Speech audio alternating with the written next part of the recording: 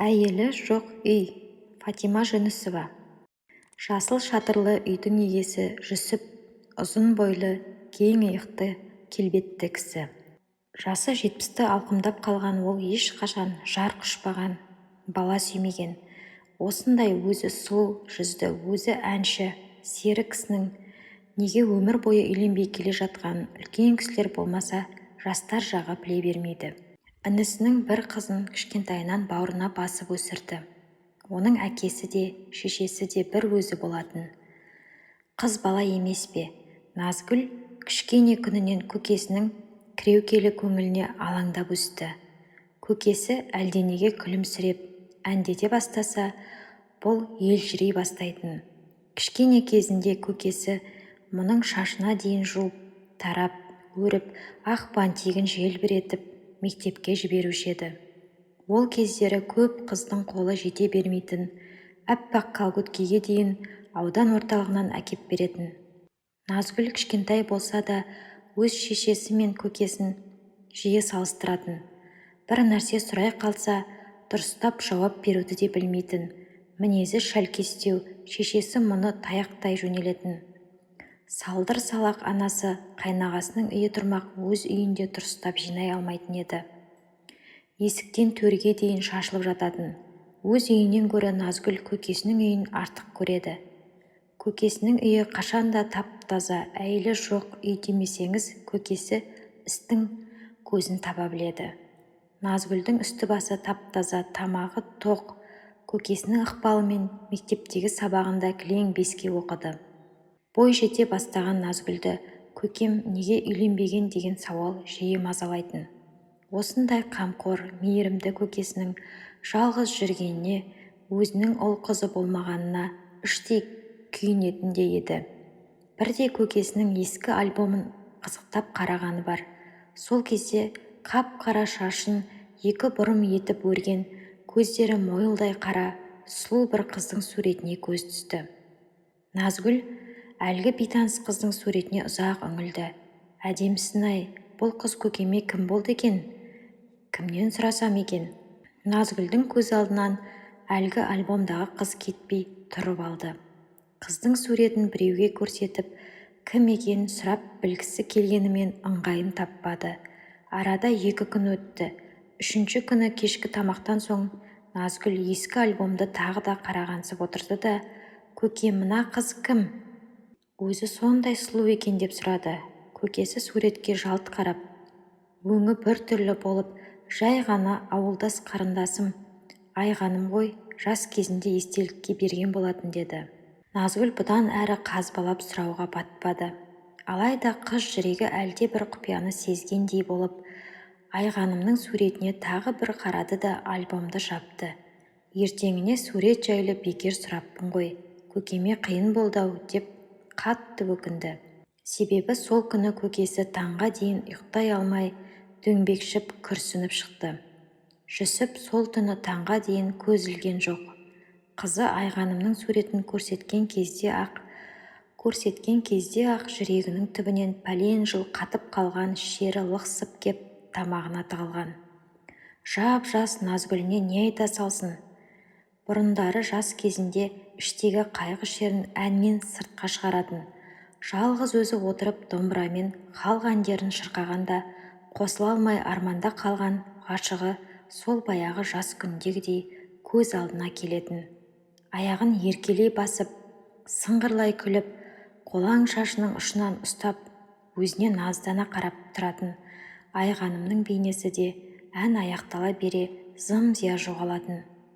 Ғұмырында тек соны сүйіпті. Бір сол үшін 20-дан енді асқан шағында азап тартыпты. Өкініш өзегін өртегенімен жастық шағы қайта келе ме? Қайта оралса әкесі мен анасының сөзіне құлақ асып, ал деген баршынын алып, ұл-қыз сүйіп отырар ма еді? Адамның тағдыры анасының құрсағында жатқанда жазылып қойса, мұның әйелсіз ұрпақ сүймей өтуі пешенесіне жазылғаны да. Құдай басқа салды. Бұл көнді, көнбегенде қайда барады? Талай рет елден жыраққа, көз көрмес, құлақ естімес жаққа кетіп қалғысы келген. Жүрегі құрғыр айғанымды қимайтын. Оның аман саулығын біліп, сырттай болса да көріп жүргісі келді. Оның үстіне інісін де жалғыз қалдырғысы келмейтін. Анасы қайтқалы үлкен үйдің берекесі кеткендей болды. Үй уақытылы жиналмай, кір апталап жуылмай үйіліп жатады.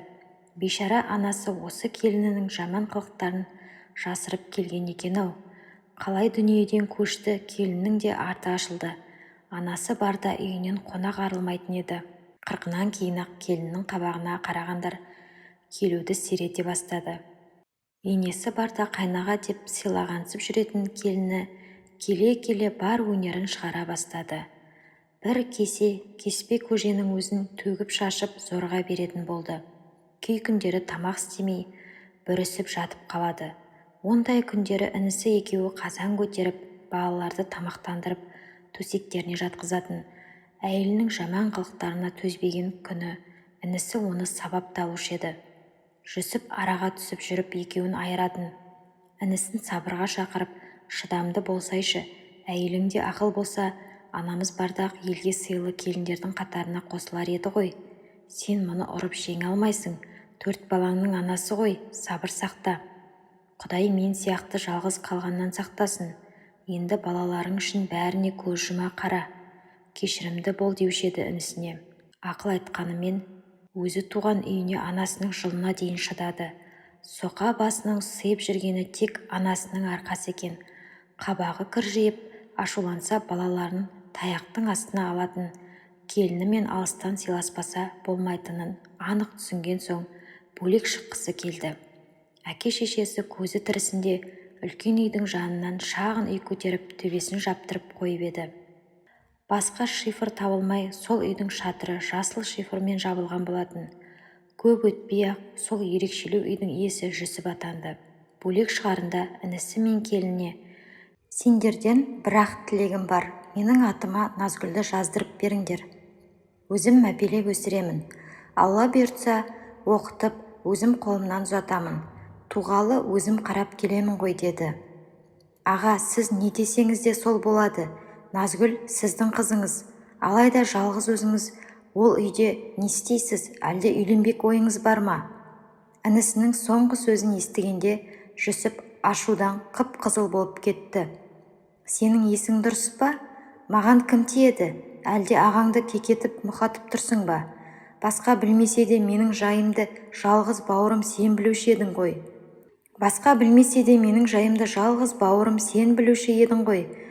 Жақып үндемей төмен қарады. Ағасын қатты ренжітіп алғанына өлердей өкініп қалды. Жазылмаған жарасын тырнап жіберіпті-ау ағасының. Мұншалық ақымақ болар ма? Аға, ақымақ ініңізді кешіріңізші. Осы кезде есік ашылып, кішкентай Назгүл томпаңдап ішке кіріп: Көке, жүріңіз далаға шығайықшы. Мені атқа мінгізіңізші, деді. Жүсіп Назгүлді тік көтеріп алған күйі сыртқа беттеді. Інісіне бұрылып та қарамады. Сол күні ол өзі мен Назгүлдің бар киімін, кейбір аса қажетті заттарды алды да бөлек шығып кетті. Екі үйдің ортасын тек ағаш шарбақ бөліп тұр. Назгүл екі үйдің еркесі екі ортада ойнап жүреді. Бірақ көкемнің қызымын деп Жүсіптің жүрегін жібітіп, одан бір елі ажырамайтын болды. Жұрт та қызық қой, Жүсіптің жалғыз өзінің бөлек шығып кеткен біраз әңгіме етіп сан-саққа жүгірте бастады. Жүсіп бөлек шыққан күннің ертеңіне ақ ауылдың сөзге үйір әйелдері: бұл бекер емес, оңаша үйде жалғыз еркек не істемек? Оның тамағын кім істейді? Кірін кім жуады? Күйеуі қайтыс болған жібекпен байланысы бар-ау. Әнеу күні атар басымен оны үйіне шөп әкеп берген біреулер көріпті. Енді жібек те Жүсіптің үйін тазалап, тамағын істеп тұратын шығар, деп сырттай тоң пішті. Біраз уақытқа дейін аңдығандары Жүсіптің үйі болды. Тіпті бір нәрсе сұрағансып үйіне кіріп шыққандары да болды. Ертесіне ақ Жүсіптің үйі туралы әңгіме ауыл ішіне желдей тарады. Ойбай, несін айтасыңдар? Жүсіптің үйіне Гүлсім барса, тамақты өзі істеп жатыр екен. Үйінің іші тап-таза дейді, ыдыс аяғына дейін жалтырап тұр екен. Әйелі жоқ үйге мүлдем ұқсамайтын көрінеді. Соған қарағанда оның үйін түнде біреу келіп жинап, кірін жуып береді-ау. әлде баяғы ғашығы ма екен? Кім білсін, сол үшін жастай қор болып жалғыз қалған жоқ па? Бәлкім аяп көмектесіп жүрген болар. Бұл әңгіме көп өтпей Жүсіптің де құлағына жеткен. Естіп күлген де қойған. Кімнің аузына барып қақпақ қойсын? Үсті басын таза ұстауды, үй жинауды бала кезінен біледі емес пе? Үйдің үлкені болған соң анасына көмектесіп, тірліктің бір жағын алып жүруші еді ғой. Інісі екеуі үйдің, даланың жұмысы демей-ақ атқара беретін. Қарындасы жастай шетінеп кеткен соң інісі екеуі қалды. Үйде қыз бала жоқ. Әкесі мен шешесі ала жаздай егіннің басында қауын қарбыз егеді. Үйге қарауды Жүсіпке тапсыратын. Сонда бәріне үлгеруші еді. Сабағында жақсы оқып, мал жанға да қарап, ата-анасын қуантып жүретін. Мектепті бітірген соң әскерге кетті. Әскерде жүргенде сүйген қыздарынан хат алып жататын, құрдастарына қатты қызығатын. Өзі әскерге дейін ешкімге ғашық та болмапты. Тек көршінің кекілді қызын сырттай ұнатып жүруші еді. Әскерден келген соң көңілімді білдіремін деп армандайтын. Бір күні інісінен хат алып, әлгі көрші қыздың көрші ауылға күйеуге шығып кеткенін оқып, көп күндер мұңайып жүргені бар. 2 жыл 2 күндей болмай өте шығып, ауылға сымға тартқандай таралып келгенде, класстас қыздары танымай қалып еді. Өзі сымбатты, өзі әнші Жүсіп. Кімге көз салып, жүрек сөзін айтар екен деп, іштей бәрі де дәмеленетін. Жүсіп Айғаныммен ойда жоқта танысты. Бірде ауыл шетіндегі тоғайға барып, атын тұсап жіберіп, көк майса құрақта 2 қолын жайып жіберіп, шалқасынан түсіп, сәулем-ай деп бар даусымен әндетіп жатқан. Бір кезде дәл төбесінен төніп тұрған жап-жас сұлу қызды көріп, орнынан тұра алмай тыпырлады да қалды. Зорға дегенде оң қолымен жерді қармап тұрды. Дәл жанында бұрын көрмеген бейтаныс бейне, қарақат көзі жәудіреп тұр. Жүсіп тілін жұтып қойғандай, жас сұлудың жүзіне қарап көп тұрды. Жүсіп әлі де қарап тұра берер ме еді? Үнсіздікті қыздың сыңғырлай шыққан дауысы бұзды. Әкемнің атын іздеп жүредім, шілдерін үзіп кетіпті. Көзіңізге түспеді ме? Жоқ, түспеді. Жоқ, деді Жүсіп тұтықпасы бар адамға ұқсап зорға сөйлеп. Ол өз жүрегінің торға түскен торғайдай тыпырлап тұрғанын анық сезді. Есіл-дерті мына тоғайға ешқашан көрмеген сұлу перизаттың қайдан келе қалғанын білу. Бір кезде батылданып қызға: менің есімім Жүсіп, мына ауылдың баласымын, әскерден жақында келдім. Сен қайда тұрасың? Біздің ауылдан бұрын көрмеген сияқтымын, деді. Мен мына бөлімшеде тұрамын. Есімім Айғаным, басқа ауылдан көшіп келгенбіз. Әкемнің жұмысына байланысты. Малдарымыз жерсінбей жүрме, жиі жоғала беретін болды. Жарайды, әкемнің атын табуым керек, тезірек, деген қыз кетуге ыңғайланды. Жүсіптің қызды жібергісі жоқ. Жүр, бірге қарайық, тоған жақта жүрген болар, деп жол бастай жөнелді. Айтса айтқандай дәу төбел ат тоған жақта жайылып жүр екен. Айғаным бұған рахметін айтып, атын жетелеп үйіне қайтты. Жүсіп біраз жерге дейін еріп барды. Ойы қыздың үйінің қай маңайда екенін көру еді. Қыздың әппақ ашық маңдайы қос өрім етіп өрген, ұзын шашы, әсіресе жәудірей қараған мөлдір қара көздері Жүсіптің есінен күндіз-түні шықпайтын болды. Түнге қарай қызды әке-шешесі үйінен шығармайтынын біледі. Өзі бір үйдің әлпештеген жалғыз қызы екен. Айғанымды тағы бір рет көрсем деген аңсар жүрегін қозғаған алапат бір сезім Жүсіпке ұйқы бермейтін болған. Оны белгісіз бір күш Айғанымды алғаш рет көрген жерге, тоғайға жетелей беретін. Күн сайын тоғай жақты бір шарлап қайту әдетіне айналды. Жүсіп өзінің Айғанымға ғашық болып қалғанын ұқты. Қараптан қарап отырып, күйзеліп, еш нәрсеге зауқы соқпай қалды. Есіл-дерті Айғанымды бір көріп тілдесу. Бұл кезде жас қызды да махаббат жалыны шарпып жатқан еді. Көз алдынан, көгалда шалқасынан жатып ән айтып жатқан Жүсіп кетпей қалған. Өзі сымбатты, өзі әнші жігітті ұнатып қалғанын сол күні-ақ сезген. Қайта көрсем ғой, тілдессем ғой деген ой Айғанымға маза бермейтін болды. Екі жастың тілеуі арада апта өткенде орындалғандай болды. Тағы да сол әкесінің аты шілдерін үзіп тоғайға қашып кетіпті. Аттың жоқ екенін көргенде Айғаным қатты қуанды. Жүрегі дүрсілдей соғып атты іздеген болып тоғайдың ішіне ене берген. Ол бүгін Жүсіпті көретініне сенімді еді. Ал Жүсіп болса дәл сол күні Бозторғайдың шырылымен бірге оянған еді. Көзін ашқаны сол Айғанымның бейнесі келіп тұра қалды. Ойша қызбен тілдесіп төсегінде 1 сағаттай жатты. Қиялы неткен жүйрік.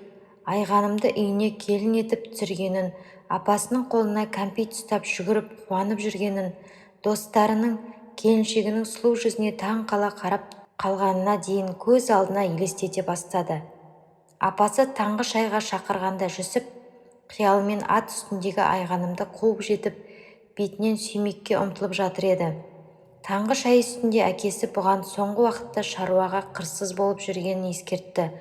Жақын күндері қауынның да пісіп қалатынын, жұмыстың көбейетінін айтып, тоқтаған әкесінің сөзі Жүсіпке баяғыдай әсер ете қоймады. Ол әлі Айғанымды ойлап отыр еді.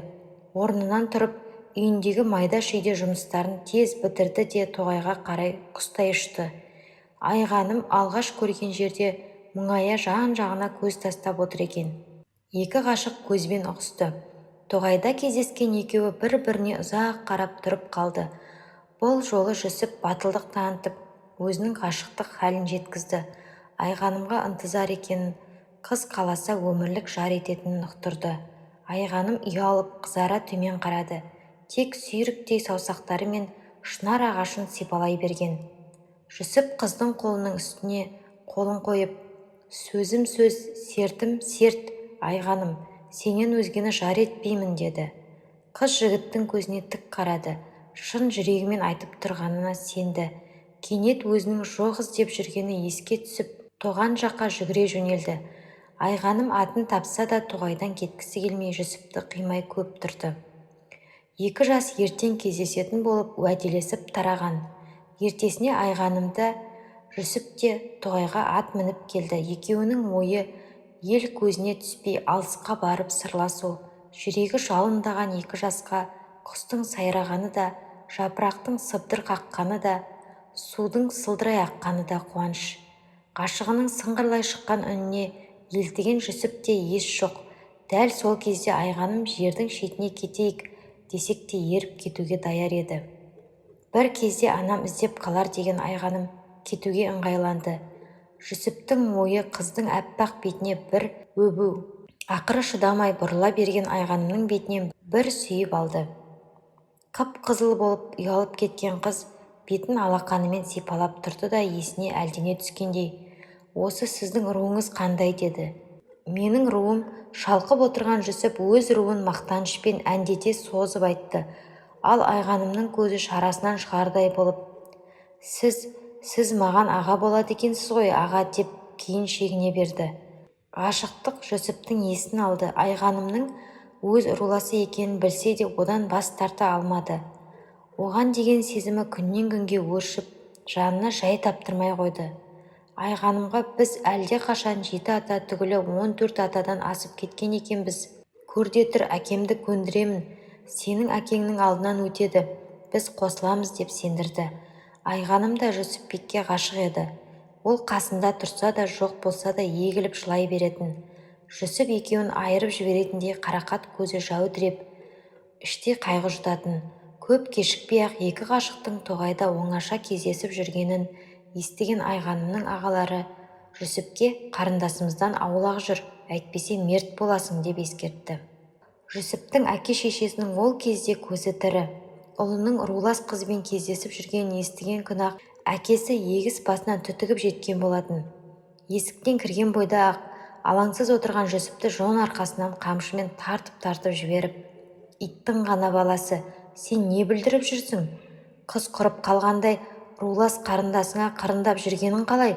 Тоқтат жүрісіңді. Мені елге қарабет етейін демесең, біздің ру бір-бірімен ешқашан қыз алыспайды. Осымен сөз бітті, жоғалт көзіңді», деген әкесі. Жүсіп әкесін жақсы білемін деуші еді. Әкесінің қатты ашуланғанын, қаһарланып кеткенін көргені осы. Әкесіне еш сөз қайтара алмай, жүрегі өртене үйінен шықты. Анасы сыртта жылап тұр екен. Мұны көріп, балам-ай, бір нәрсеге ұрынып қалмашы, ұмытшы ол қызды. Қыз көп қой, анау Дүйсен көкеңнің қызы баршында бой жетіп отыр, әп-әдемі, мақұл десең құда түсейік деп бауырына басты. Апау, мені түсінші, маған Айғанымнан басқа ешкім керек емес. 7 атадан кейін қыз алысуға болады екен ғой. Мен сұрастырып білдім. Боз бие сояды екен. Ал біз тіпті 14 атадан әлде қашан асып кетіппіз. Бізге үйленуге рұқсат берсін, айтшы әкеме. Айғанымның әкесіне барсын, деді Жүсіп. Бос сөзді қой, Айғанымды ала алмайсың. Енді ашуына тие берсең, әкең сені ұрып өлтіріп қояды. Болмаса ел арасы бүлінеді. Бізді жерге қаратпа, балам. Айғаным да бір үйдің бетіне қараған жалғыз қыз екен. Сүйекке таңба түсіресіңдер. Қанша жақсы көрсеңдер де ақылға келіңдер, деп анасы Жүсіпті алған бетінен қайтармаққа бекінді. Не керек, сол түні әке-шешесі ұлдарын ортаға алып уәдесін алды. Қойдым, ұмытамын Айғанымды. Тек ертең соңғы рет оған жолығып бәрін түсіндірейін. Мені кінәламасын, деді Жүсіп. Айғанымды соңғы рет көріп қоштасамын деген Жүсіп одан бас тарта алмады. Ғашықтық дертіне шалдыққан екі жас тоғайда кездесіп, бірге қашып кетпекші болып жоспар құрды. Бұл хабар Айғанымның әкесінің інілеріне де жетеді. Ашу-ыза кернеген олар екі ғашықты күшпен айырады да Жүсіпті бас көз демей тепкінің астына алады. Әсіресе сені желпілдетіп жүрген мына жерің ғой, біржола сағыңды сындырайық деп әбден құтырып, көздері қанталаған жігіттер екі жұмыртқасын езіп тастайды. Жүсіп есін ауруханада бір-ақ жиған. Қайта-қайта операция жасалынып, өзі әупірімдеп зорға тірі қалған еді-ау. Кейіннен дәрігерлер болған жайды айтып өкініш білдіреді. Жүсіп ешкімге көз жасын көрсетпей еңіреп жылады. Енді Айғанымсыз өмір сүрудің керегі қанша? Оның үстіне еркек болмасам деп өкірген. Уақыт ұлы емші екен. Содан бері қаншама жыл өтті. Бұл әлі тірі жүр. Айғаным бүгінде ұл қыз өсіріп немере сүйіп отыр. Жүсіптің қиын жағдайға ұшырағанына сол кездері Айғаным да қатты қиналған. Өзін әкесі еріксіз ұзатқанда жүрегі қан жылаған. Жұрттан Жүсіптің халін естіп, көкірегі шерге толып егілетін. Жүсіптің ешкіммен сөйлеспей, томаға тұйық болып, төсекке таңылып жатып қалғанын естіген соң, Айғаным өзінің бір суретін, орамалын, хатын Жүсіпке беріп жіберген. Сонда ғана жүрегінде жылылық оянған Жүсіп, Айғаным мені ұмытпаған екен ғой, деп беті бері қарап тәуір бола бастайды. Әлгі альбомдағы Назгүлдің қайта-қайта қарап жүргені Айғанымның сол суреті. Орамалды да, хатты да Жүсіп жасырын жерге тығып қойған. Айғанымнан басқаны ол сүйген де емес. Кейде іші толып ән де айтады. Ғашықтық жайлы әндер айтқанда Жүсіптің даусында діріл пайда болады. Іштегі сағыныш, мұң бәрі әнмен бірге сыртқа шығады. Мұндайда жұрт қайтсын енді, Жүсіп Злихасын іздеп жатыр ғой, дейді. Ал шындығында Жүсіп Айғанымын іздейді. Сүйгені әлде қашан біреудің жары болып кетсе де, сол баяғы жігіт кездегі оны аңсап көргісі келеді. Бірақ Жүсіп қанша қиналса да Айғаным бар жерге аяқ басқан емес. Хабарын тек сырттай естиді. Қайғысына күйінеді, қуанышқа сүйінеді. Жас кезде мұншалық білінбеген екен. Жасына жас қосылған сайын өзінің рулас қарындасына ғашық болғаны, сол үшін сүйегіне таңба түсіп, таяқ жегені жанын жегідей жейтін болды. Өзі де ел ағасы, жасқа келсе де үлкендер отырған жерде батып сөз айта алмай шегіншектей беретін. Соңғы уақытта ауылдың үлкендері Жүсіптің жастық шағында жіберген қателігін бетіне баспай, жалғыз қалған еркектің өміріне аяушылықпен қарайтын. Ол отырған жерде баяғы әңгімелерді қозғамайтын. Жүсіп сонда да өзін қоярға жер таппай кетуші еді. Содан болар көбіне үйден шыққысы келмей, шақырған жерге де сирек барып жүрді.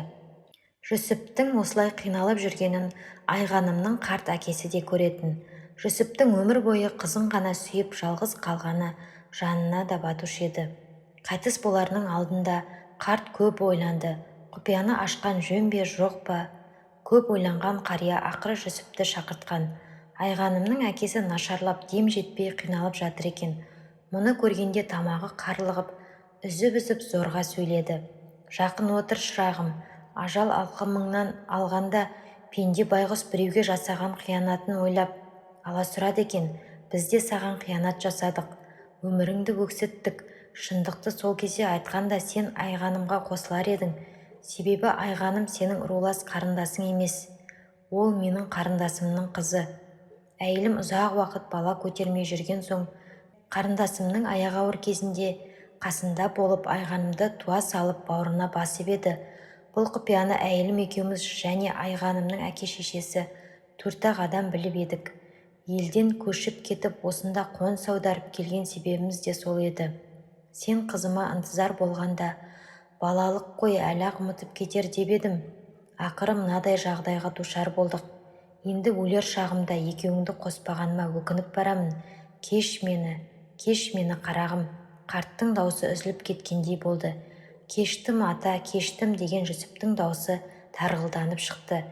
Іші алай-дүлей өртеніп жатқандай, сыртқа шығып ах деп күрсінгенде көкірегі қарс айырылғандай болуы. Ащы өкініш өзегін өртеп тоғайға қарай жүгірді. Арада 40 жыл өтсе де Айғаныммен кездескен жерін ұмытқан емес. Тура сол жерге барып ағыл-тегіл жылады. Жасым келгенде қарындасыма ғашық болған қарабет болып еңсемді көтере алмай жүр едім. Бүгін естігенім өтірік пе, шын ба? Қарындасым болмасаң қосылуымызға да болады екен-ау. Бізді айырған, мені мәңгілік мүгедек еткен адамдарға не дейін? Лағнет айтайын ба? Осылай деген Жүсіп теңселіп кетті. Ол үйіне қас қарая бірақ қайтты. Ауылға жақындай бергенде ой бауырымдаған азалы дауысты естіді. Айғанымның әкесі Бақиға аттанған екен-ау. Қой барып көңілін айтайын деген Жүсіп қаралы үйге бармаққа кері бұрылды. Оның бар ойы Айғанымды көру еді. Әлде қашан бәйбіше болған Айғаным мұның жүрегінде мәңгілік жас қалпында қалған. Әкесін жоқтап аңырап отырған Айғаныммен бұл да көрісті. Айғанымды көргенде Жүсіптің жүрегі езіліп кеткендей болды. Қолы жетпей қалған ғашығының әжім торлаған жүзіне қарап еңкілдеп жылады. Өзін қорлыққа душар еткен адамның қазасы үшін Жүсіп неге соншалық жылап жатыр деп ел-жұрт қатты таңданған. Олар Жүсіптің жүрегінің өкініштен тілім-тілім болып жатқанын қайдан білсін? Тек бір адамды ғана сүйіп, өмір бойы жалғыз өту мұның маңдайына жазылған екен ғой. Жұрт не десе де ақ босағасын Айғаным аттамағаннан кейін басқа адамға бұл үйде орын да жоқ. Әйелі жоқ үйдің егесі Жүсіп жалғыздықтан қорықпайды. Айғаным аттамағаннан кейін басқа адамға бұл үйде орын да жоқ. Әйелі жоқ үйдің егесі Жүсіп жалғыздықтан қорықпайды. Жалғыздық оның жан досына айналғалы қашан? Жалғыз жатады, жалғыз тұрады. Жүсіптің жалғыз қалуына кім кінәлі? Кім? Фатима Жүнісова.